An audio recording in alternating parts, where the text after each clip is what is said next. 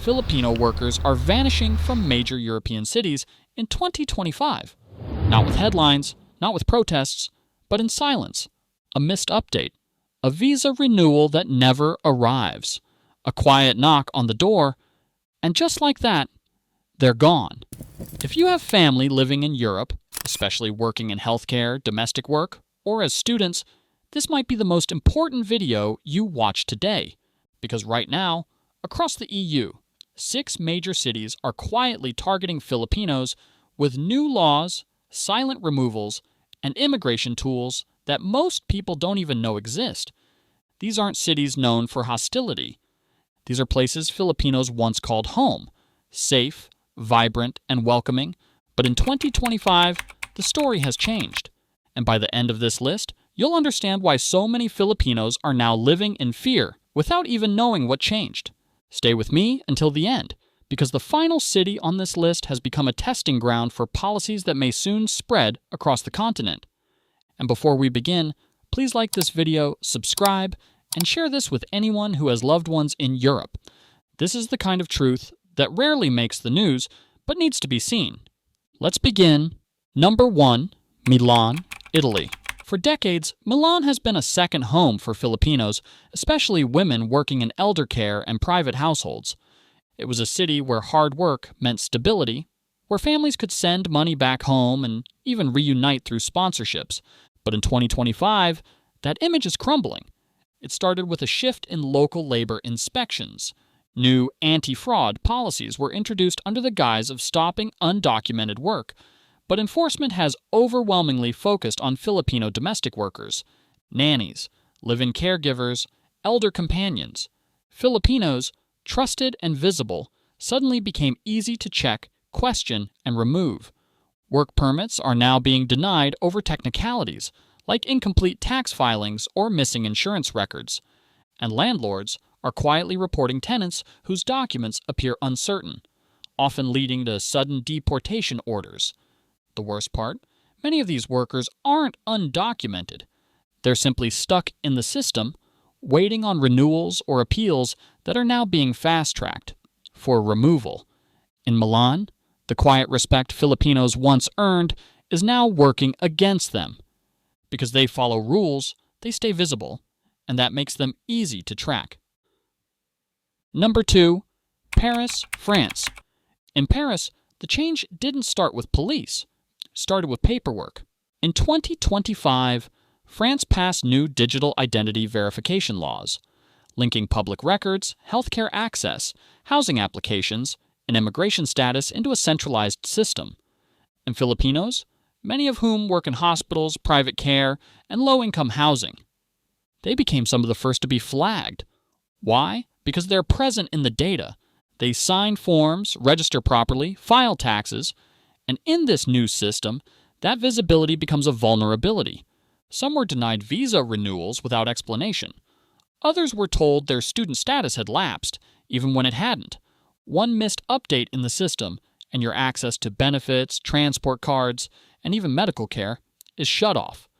Filipino workers in Paris are now finding their lives unraveling, not in courtrooms, but in algorithms. And while protests might erupt over high-profile deportations, these removals don't make headlines. They happen at bus stops, in apartment lobbies, at the end of a hospital shift.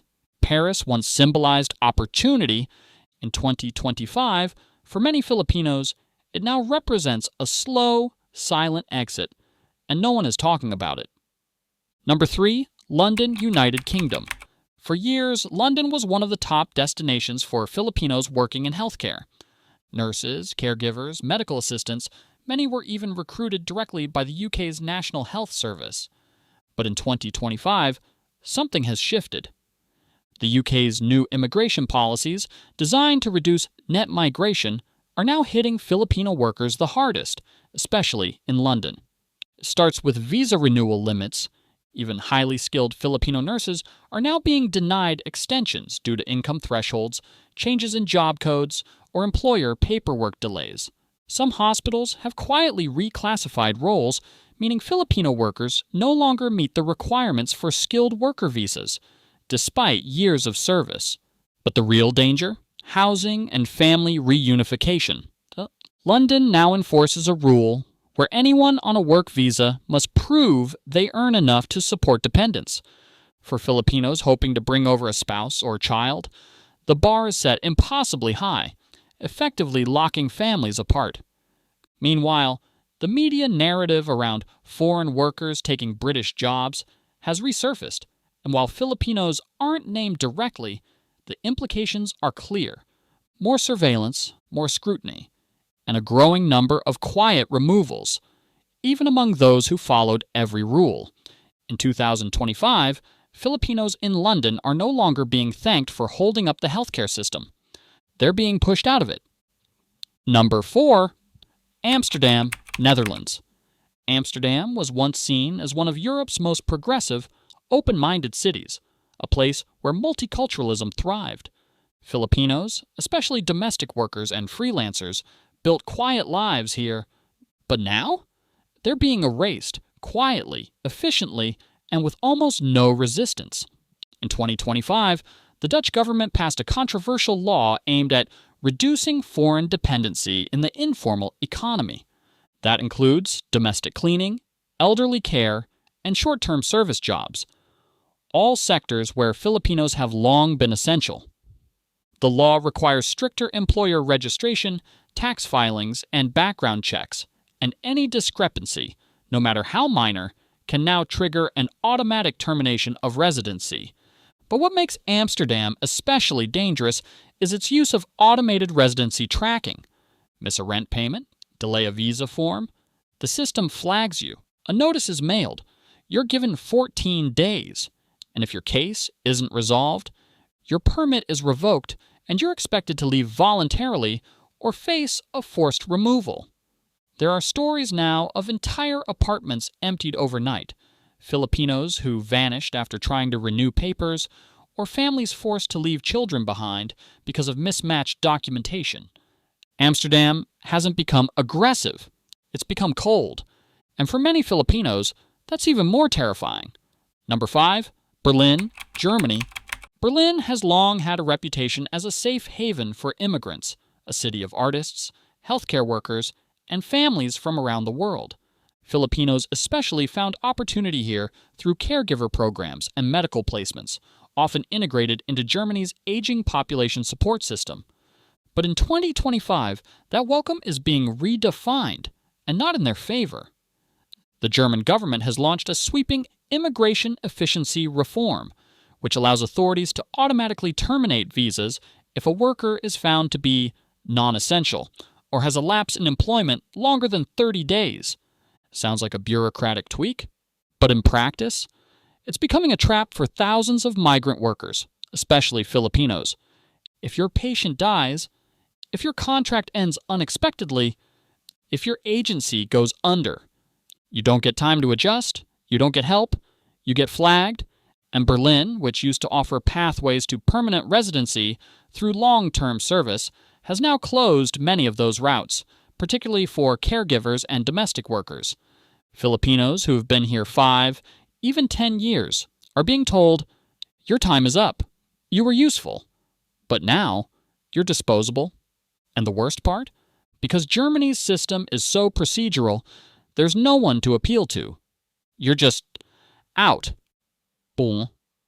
Number 6, Oslo, Norway. Few would expect Oslo to appear on this list. After all, Norway is known for its social safety net, high quality of life, and progressive politics.